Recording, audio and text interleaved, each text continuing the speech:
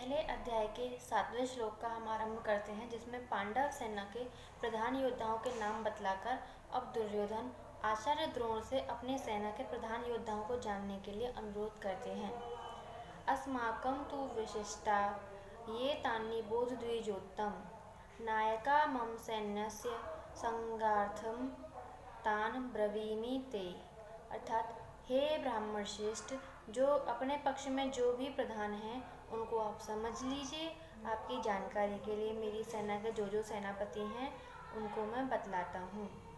यहाँ तू पद का क्या अभिप्राय है और अस्माकम के साथ इसका प्रयोग करके क्या भाव दिखलाया गया है।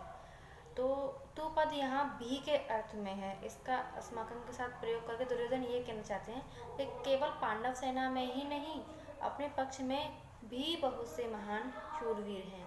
विशिष्टा पद से किनका लक्ष्य है और निबोध क्रियापद का क्या भाव है।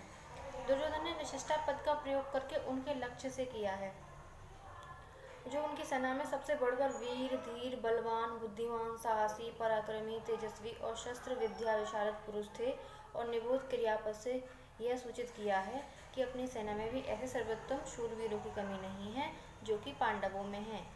मैं उनमें से कुछ चुने हुए वीरों के नाम आपकी विशेष जानकारी के लिए बतलाता हूँ, आप मुझे सुनिए। अब 8वां श्लोक। अब इसमें दुर्योधन अपने पक्ष के प्रधान वीरों के नाम बतलाते हुए अन्यान्य वीरों के सहित उनकी प्रशंसा करते हैं। भवान भीष्मश्च कर्णश्च कृपश्च समितिञ्जयः अश्वत्थामा विकर्णश्च सोमदत्तिस्थैव च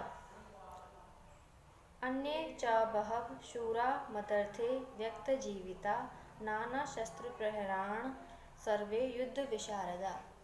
इसका शाब्दिक अर्थ है द्रोणाचार्य आप और पितामह भीष्म तथा कर्ण और संग्राम विजय कृपाचार्य तथा वैसे ही अश्वत्थामा, विकर्ण और सोमदत्त का पुत्र भूरिश्रवा और भी मेरे लिए जीवन की आशा त्याग देने वाले बहुत से शूरवीर अनेक प्रकार से शास्त्रों से शस्त्र और शास्त्रों से सुसज्जित हैं और सब के सब युद्ध में चतुर हैं। ये इनका शाब्दिक अर्थ हुआ। इनके ऊपर कुछ प्रश्न हैं, जैसे कि द्रोणाचार्य कौन थे और दुर्योधन ने समस्त वीरों में सबसे पहले उन्हें आप कहकर उनका नाम किस हेतु से लिया। द्रोणाचार्य महर्षि भरद्वाज के पुत्र थे। उन्होंने महर्षि अग्निवेश से और श्री परशुराम जी से रहस्य समेत समस्त अस्त्र शस्त्र प्राप्त किए थे।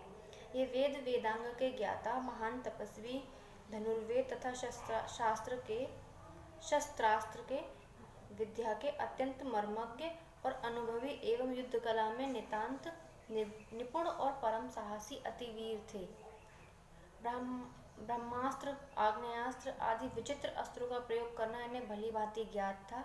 युद्ध क्षेत्र में जिस समय ये अपनी पूरी शक्ति से भिड़ जाते थे, उस समय इन्हें कोई भी जीत नहीं सकता था। इनका विवाह महर्षि शरद्वान की कन्या कृपि से हुआ था। इन्हीं से अश्वत्थामा उत्पन्न हुए थे।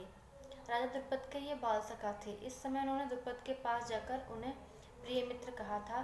तब ऐश्वर्य मद से चूर द्रुपद ने इनका अपमान करते हुए कहा, मेरे जैसे ऐश्वर्य संपन्न राजा के साथ तुम सरीखे निर्धन दरिद्र मनुष्य की मित्रता किसी भी तरह नहीं हो सकती। मनुष्य की मित्रता ऐसे वो अपने ऐश्वर्य मद में अहंकार से चूर थे। ऐश्वर्य संपन्न राजा के साथ तुम सरीखे निर्धन दरिद्र मनुष्य की मित्रता किसी तरह भी नहीं हो सकती। द्रुपद के इस तिरस्कार से इन्हें बहुत बड़ी मर्म वेदना हुई थी और ये हस्तिनापुर में आकर अपने साले कृपाचार्य के पास रहने लगे। वहाँ पितामह भीष्म से इनका परिचय हुआ और इन्हें कौरव पांडवों की शिक्षा के लिए नियुक्त किया गया। शिक्षा समाप्त होने पर गुरु दक्षिणा के रूप में उन्होंने राजा द्रुपद को पकड़ लाने के लिए शिष्यों से कहा। महात्मा अर्जुन ही गुरु की इस आज्ञा का पालन कर सके और द्रुपद को रण क्षेत्र में हराकर सचिव सहित पकड़ लाई। द्रोण ने द्रुपद को बिना मारे छोड़ दिया, परंतु भागीरथी से उत्तर का भाग उनका राज्य ले लिया। महाभारत युद्ध में उन्होंने 5 दिन तक सेनापति के पद पर रहकर बड़ा ही घोर युद्ध किया और अंत में अपने पुत्र अश्वत्थामा की मृत्यु का ब्रह्ममूलक समाचार सुनकर इन्होंने शस्त्रास्त्र का परित्याग कर दिया और समाधिस्थ होकर ही भगवान का ध्यान करने लगे। इनके प्राण त्याग करने पर इनके ज्योतिर्मय स्वरूप का ऐसा तेज फैला कि सारा आकाशमंडल तेज राशि से परिपूर्ण हो गया। इसी अवस्था में धृष्टद्युम्न ने तीखी तलवार से इनका सर काट डाला। यहाँ दुर्योधन ने आप कहकर सबसे पहले इन्हें गिनाया, जिससे ये खूब प्रसन्न हो जाएं और दुर्योधन के पक्ष में अधिक उत्साह से युद्ध करें। शिक्षा गुरु होने के नाते आदर के लिए भी सर्वप्रथम आप कहकर इन्होंने गिनाना युक्ति संगत समझा। प्रश्न है, भीष्म कौन थे? भीष्म राजा शांतनु के पुत्र थे। भागीरथी गंगा जी से इनका जन्म हुआ था। ये धो नामक नवन वसु के अवतार थे। इनका पहला नाम देवव्रत था। इन्होंने सत्यवती के साथ अपने पिता का विवाह करवाने के लिए सत्यवती के पालनकर्ता पिता के आज्ञा अनुसार पूर्ण युवावस्था में ही स्वयं जीवन भर कभी विवाह न करने तथा राज्यपद त्याग की भीषण प्रतिज्ञा कर ली थी। इसी भीषण प्रतिज्ञा के कारण इनका नाम भीष्म पड़ गया। पिता के सुख के लिए उन्होंने प्राय मनुष्य मात्र के परम लोभनीय स्त्री सुख और राज्य सुख का सर्वथा त्याग कर दिया। इससे परम प्रसन्न होकर इनके पिता ने शांतनु ने इन्हें यह वरदान दिया कि तुम्हारी इच्छा के बिना मृत्यु भी तुम्हें मार नहीं सकेगी। ये बाल ब्रह्मचारी अत्यंत तेजस्वी, शस्त्र शास्त्र दोनों के पूर्ण पारदर्शी और अनुभवी महान ज्ञानी, महावीर तथा दृढ़ निश्चयी महापुरुष थे। इनमें शौर्य, वीर, त्याग, तितिक्षा, क्षमा, दया, शम, दम, सत्य, अहिंसा, संतोष, शांति, बल, तेज, न्याय, प्रियता, नम्रता, उदारता, लोकप्रियता, स्पष्टवादिता, साहस, ब्रह्मचर्य, वीरति, ज्ञान, विज्ञान, माता पितृभक्ति और गुरु सेवन आदि प्राय सभी सद्गुण पूर्ण रूप से विकसित थे। भगवान की भक्ति से तो इनका जीवन ओतप्रोत था। ये भगवान श्री कृष्ण के स्वरूप और तत्वों को भली भांति जानने वाले और उनके एक निष्ठपूर्ण, श्रद्धा संपन्न और परम प्रेमी भक्त थे। महाभारत युद्ध में इनकी समानता करने वाला दूसरा कोई भी वीर नहीं था। इन्होंने दुर्योधन के सामने प्रतिज्ञा की थी कि मैं 5 पांडवों को तो कभी नहीं मारूंगा, परंतु प्रतिदिन 10,000 योद्धाओं को मारता रहूंगा। इन्होंने कौरव पक्ष में प्रधान सेनापति के पद पर रहकर 10 दिनों तक घोर युद्ध किया। तदनंतर शरशैया पर पड़े पड़े सबको महान ज्ञान का उपदेश देकर उत्तरायण आ जाने के बाद स्वेच्छा से देह त्याग कर दिया। प्रश्न होता है, कर्ण कौन थे? कर्ण कुंती के पुत्र थे। सूर्यदेव के प्रभाव से कुंती की कुमारी अवस्था में ही इनका जन्म हो गया था। कुंती ने इन्हें पेटी में रखकर नदी में डाल दिया, परंतु भाग्यवश इनकी मृत्यु नहीं हुई और बहते बहते वह पेटी हस्तिनापुर आ गई। अधिरथ नामक सूत इन्हें अपने घर ले गया और उसकी पत्नी राधा ने इनका पालन पोषण किया और उन्हीं के पुत्र माने जाने लगे। कवच और कुंडल रूपी धन के साथ ही इनका जन्म हुआ था। इससे अधिरथ ने इनका नाम वसुसेन रखा था। इन्होंने द्रोणाचार्य और परशुराम जी से शास्त्र विद्या सीखी थी। ये शास्त्र और शस्त्र दोनों के ही बड़े पंडित और अनुभवी थे। शास्त्र विद्या और युद्ध कला में ये अर्जुन के समान थे। दुर्योधन ने इन्हें अंग देश का राजा बना दिया था। दुर्योधन के साथ इनकी प्रगाढ़ मैत्री थी और ये तन मन से सदा उनके हित चिंतन में लगे रहते थे।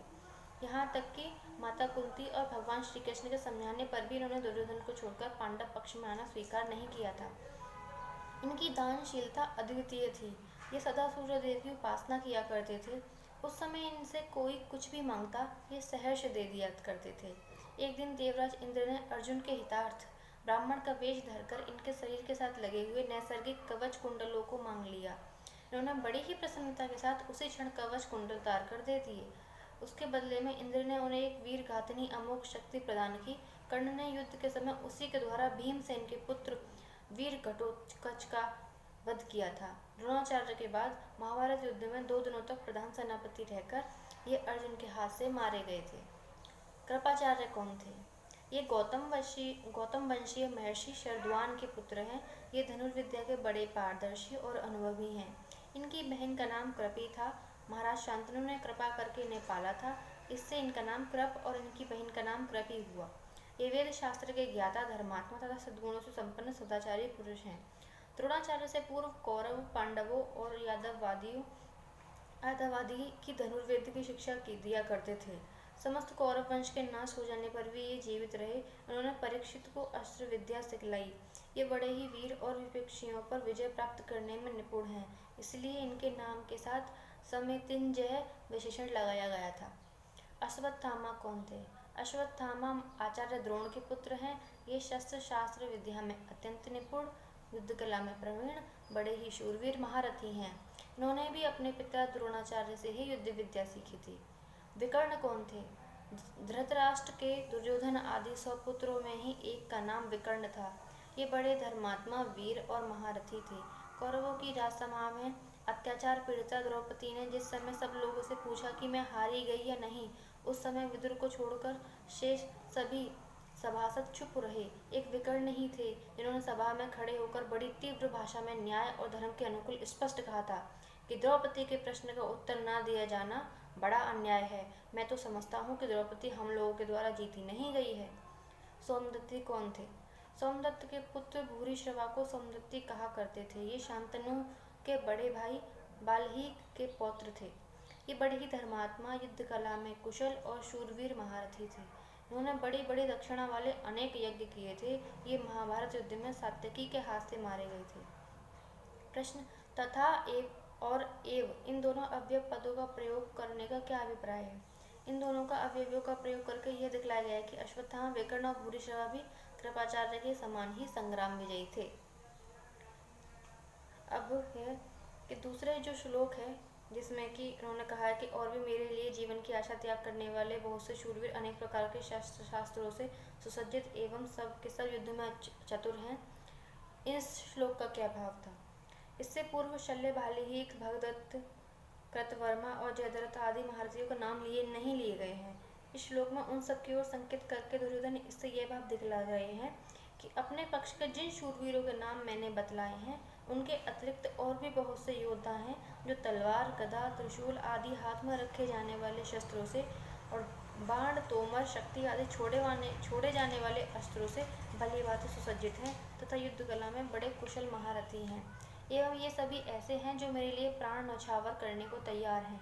इससे आप यह निश्चय समझिए कि ये मरते दम तक मेरी विजय के लिए डटकर युद्ध करेंगे। जय श्री कृष्ण।